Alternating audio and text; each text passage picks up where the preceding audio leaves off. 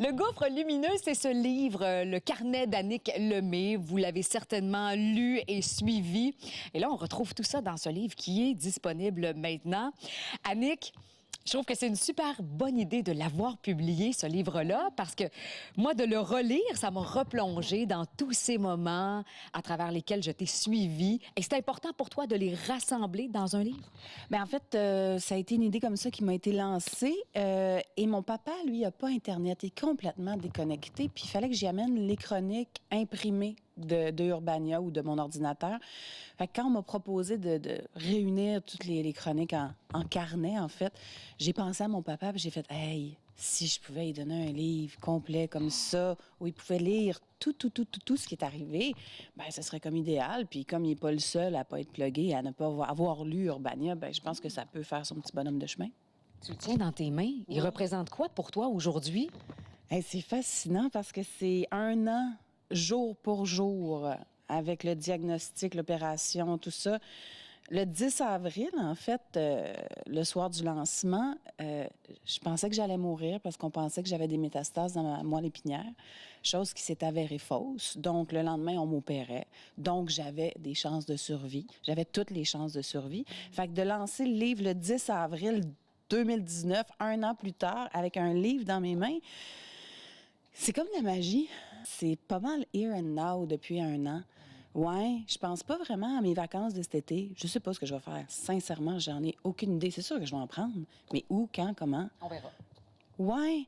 Là, je suis ici avec toi. Tantôt, je vais être ailleurs. Demain, je vais être ailleurs aussi. Mais la semaine prochaine, je sais pas vraiment. Tu sais, j'ai un horaire de tournage, oui. Mais il y a quelque chose dans le moment... Qui est précieux, hein? En fait, ouais. Il y a tellement... Le précieux de chaque moment est devenu comme une normalité dans ma vie. On va dire ça de même. Et ça, c'est le plus beau cadeau que je pouvais me faire, je pense. Ouais. On laisse se passer derrière. Arrête, tu vas me faire pleurer. Oh! C'est pas le but.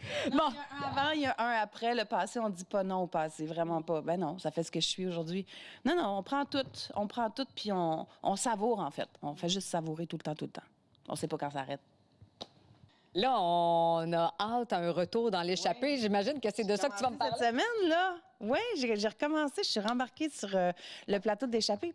Et puis, j'ai retrouvé mon équipe. J'ai retrouvé mon personnage aussi, mais qui est comme une nouvelle femme. Vraiment, Michel m'a tricoté une histoire assez le fun. J'ai beaucoup de plaisir. J'ai des nouveaux compagnons de jeu aussi. Des nouveaux personnages qui vont arriver dans l'échappée. Ça doit faire du bien, ça, hein? Ah non, ça, c'est... Puis c'est 1 an. Pile. Tu comprends? Il y a comme quelque chose de bien fascinant dans ma vie.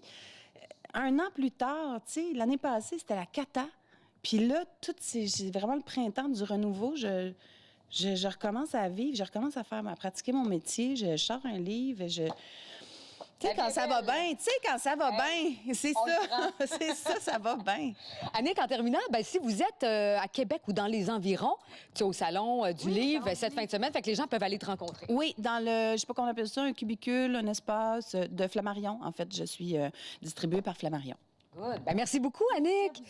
Bon printemps. Oui, la vie est belle. Oui, mais ça.